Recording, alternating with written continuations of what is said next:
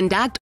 Know, believe, and act on the positive assumption that there is no reason why you cannot have, be, and do whatever you wish to accomplish through the great laws of God.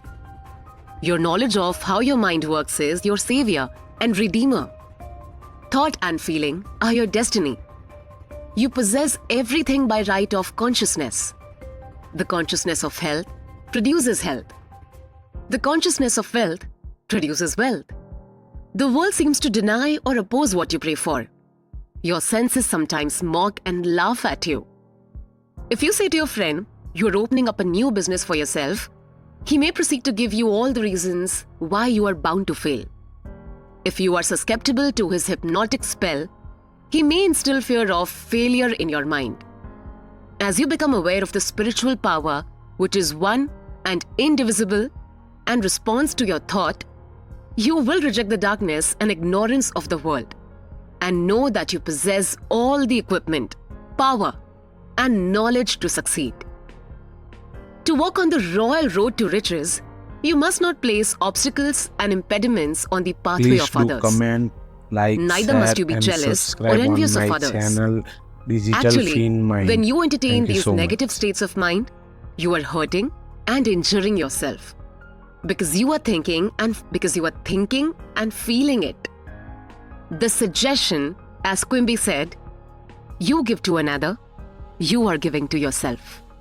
This is the reason that the law of the golden rule is a cosmic, divine law. I'm sure you have heard men say, that fellow has a racket. He's a racketeer. He's getting money dishonestly. He's a faker. I knew him when he had nothing. He's crooked, a thief, and a swindler. If you analyze the man who talks like that, he's usually in want or suffering from some financial or physical illness. Perhaps his former college friends went up the ladder of success and excelled him. Now he is bitter and envious of their progress. In many instances, this is the cause of his downfall. Thinking negatively of these classmates and condemning their wealth causes the wealth and prosperity he is praying for to vanish and flee away. He is condemning the things he is praying for. He is praying two ways. On the one Please hand, do he is comment, saying, like, God share, is prospering and me. subscribe on my and channel, in the next breath, Digital silently Fiend or Mind. audibly, he is Thank you so saying, much. I resent that fellow's wealth. Always make it a special point to bless the other person and rejoice in his prosperity and success. When you do, you bless and prosper yourself.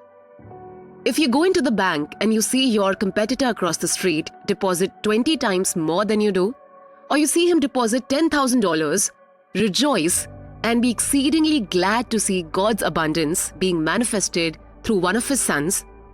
You are then blessing and exalting what you are praying for.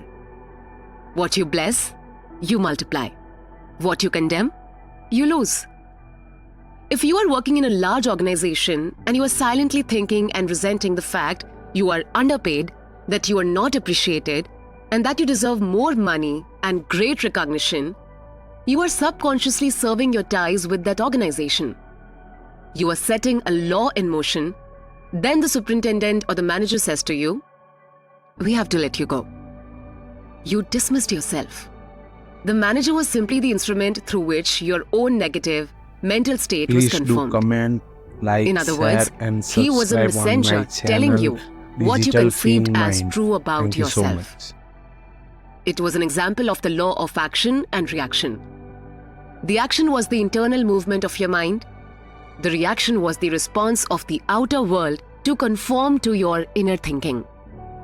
Perhaps as you read this, you are thinking of someone who has prospered financially by taking advantage of others, by defrauding them, in selling them unsound investments in property, etc.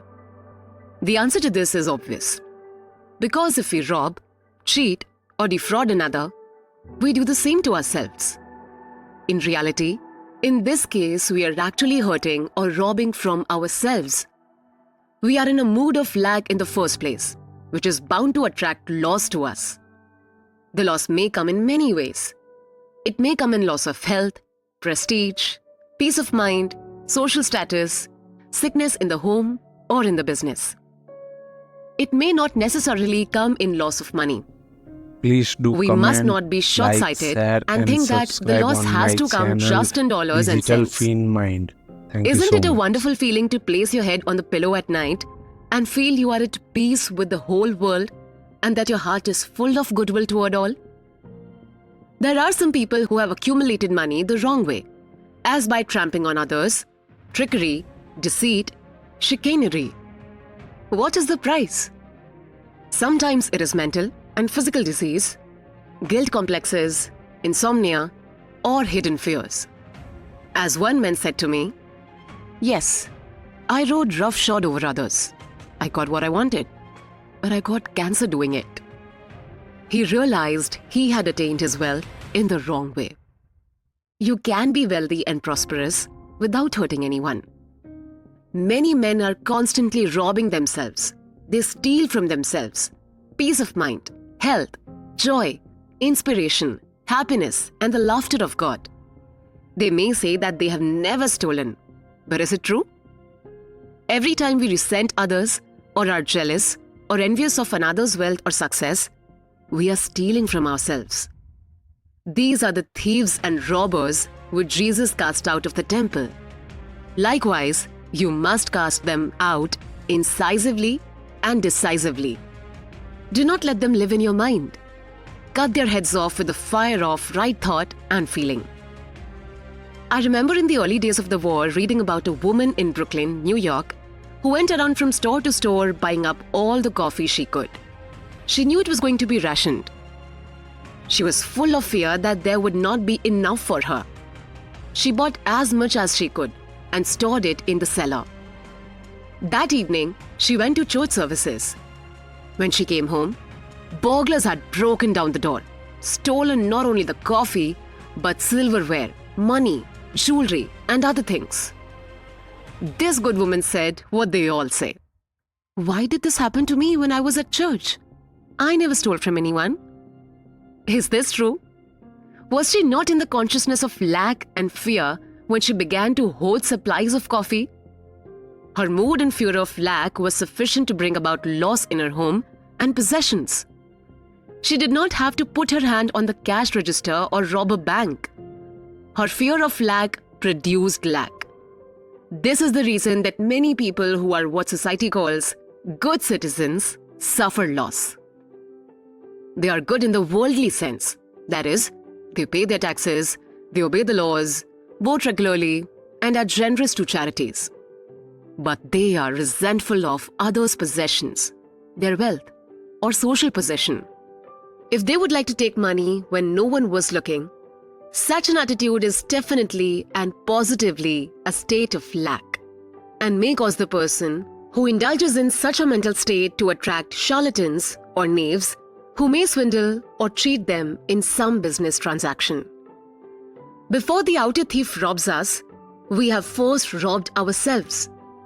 There must be an inner thief before the outer one appears. A man can have a guilt complex and be accusing himself constantly. I knew such a man. He was very honest as a teller in a bank. He never stole any money, but he had an illicit romance. He was supporting another woman and denying his family.